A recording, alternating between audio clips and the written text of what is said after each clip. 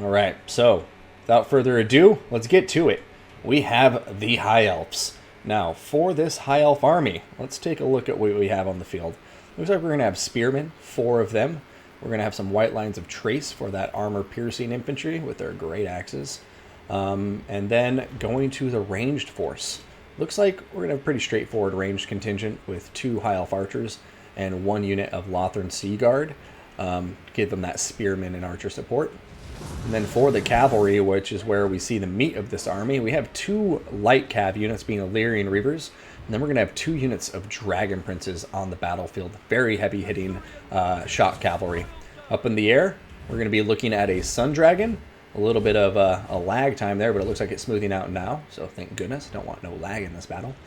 Star Dragon in the air, and then we have a Noble on a chariot. This Noble will have Foe Seeker, nothing else, and Alariel the Radiant, everyone's favorite lord. Going to have Star of Avalorn, Earthblood, and nothing else, and she will be riding a horse into battle. Let's check out the Rat Men, though. For the Rats, we've got a front line of a lot of Clan Rats. 2 Clan Rat Spears, and then we got some Clan Rats, just the regular variant, 3 of them, and 2 more Clan Rat Spears. Going to have Skaven Slaves here on the flank.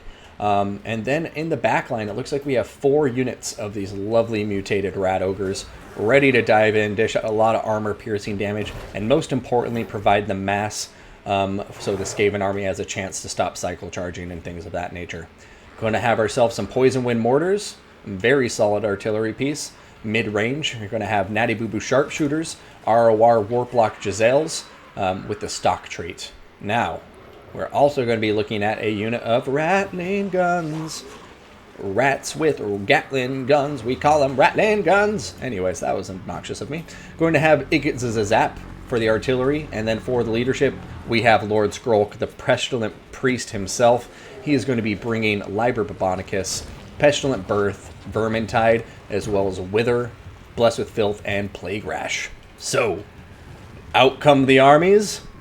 And the Skaven are going to go ahead and just run down in the gully.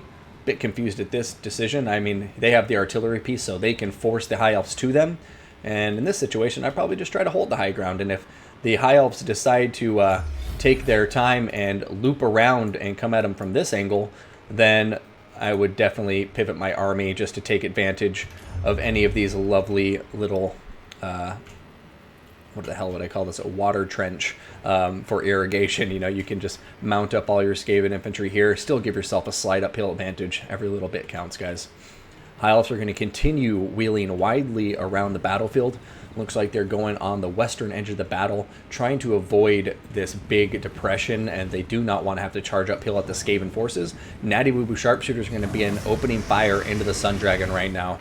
I like targeting a Sun Dragon, but when it comes to the High Elves and knowing Alariel's on the field, I think in the early game killing models is more important than putting damage down on single entities. You know Alariel's going to heal it up, so I would probably start targeting, some of these archers, Wildlands Trace, but more importantly, honestly, I'd be killing Dragon Princes and Illyrian Reavers. You can kill some models with these guys. It will pay dividends in the late game as good old Alariel tries to heal them up, only to find she cannot resurrect corpses.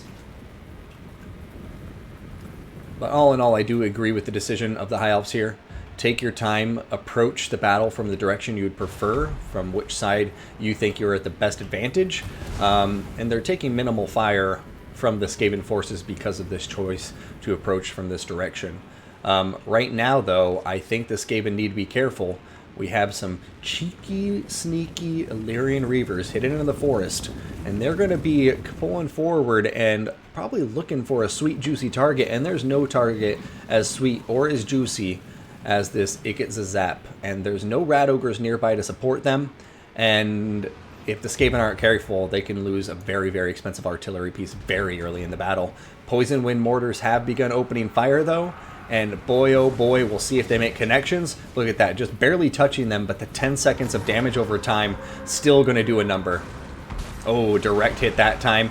And now we see the Warplock Giselles opening fire on top of these poor High Elf archers. They're like, what is this technology? And we'll see what happens. But now all of the archers are starting to open fire on top of them. They don't have the best armor, only 70. So we'll see what happens, but the Poison Wind Mortars supporting these Rattling Guns seems like it may be just the thing to give them the victory. But here come those Illyrian Reaver Archers we were looking at earlier, and all of the Rat Ogres over here are preoccupied in combat with the approaching Dragon Princes and so forth. And oh, there goes a breath on top of those Rat Ogres, and that breath did so much damage. Those poor Rat Ogres got roasted to a crisp, and I don't like seeing this. In my recommendation for any player getting into the game, or new players, whatever it may be, if you see Star of Avalorn pop down, get out of combat. Just run away from it. Because either they have to not chase you and stay in the heal, or they chase you and they no longer get healed, thereby wasting a Star of Avalorn. So, we'll see what happens. Lord Skrulk is fighting against this Star Dragon. Doesn't seem like he's doing the best in that combat. The Rat Ogres over there have been killed off, and now it looks like this is a high elf victory. Warp Lightning Cannon's going to continue firing away. Looks like at the Moon Dragon going to miss. Lord Skrulk desperately trying to hang on for life, but at this point, with no Rat Ogre support, with the Natty Boo Boo Sharpshooters offline, with the Rattling Guns offline, I just really struggle to see how the Skaven pull this together. And, you know, there goes Lord Skrulk himself, terror routing at the moment. And yeah, we're going to see a concession of defeat from Mukip. And ladies and gentlemen, that will wrap up this best of 5 final. ODM Imperator, the undisputed champion of tournament number 4 in season 5 of the HW League. So everybody give him some love in the chat. Congrats to him. Well played. Great games. And ODM Mukip, also beautiful games. Better luck in the next tournaments to come, my friend. We still have plenty more to go before the playoffs are decided. And I'm pretty sure since he's been performing so well, he's already pretty high up on the ranks of the leaderboard, even if he hasn't won a tournament. So once again, huge shout out both of these players, and big congrats to Imperator. He automatically qualifies for the Season 5 playoffs, so he doesn't even need to worry about his player rank anymore. He can still show up and try to win, but if he loses, it's not going to mean he's going to disqualify in the long run. So, great games. I want to thank all of the players who showed up today, all of the people in the chat, the new followers, everyone. So thank you guys so much for tuning in. It's a pleasure.